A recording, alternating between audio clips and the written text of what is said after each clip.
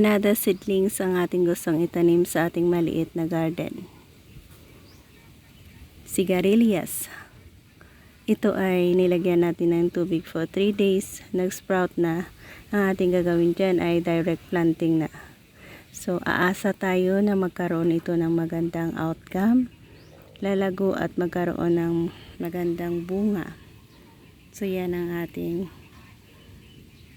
pagkakaabalahan sa araw na ito. So, samahan nyo ako sa bawat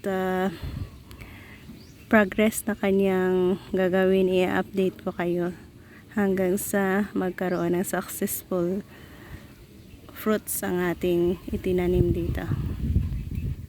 Sigarilyas. Yan, ito ang area kung saan dito tayo magtatanim.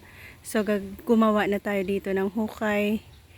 30 pieces dahil isa-isa nating itanim dyan ang ating sigarilyas. So, ganyan siya.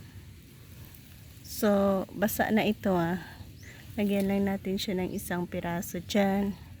Ganyan. And, takpan. Aasa na tayo dyan na nagkaroon siya ng good outcome. Sigarilyas. Yan. Ayan, pang second. Ganyan lang. Lagyan lang natin yan. And takpan. Yan, same thing lang yan ang gagawin natin sa lahat. So, wag ko na kayong isabay dahil magtatanim tayo dito ng 30 piraso. So, aasa ulit tayo. Bless this seeds na makapag-tubo at makapag-produce ng magandang bunga. Bye-bye!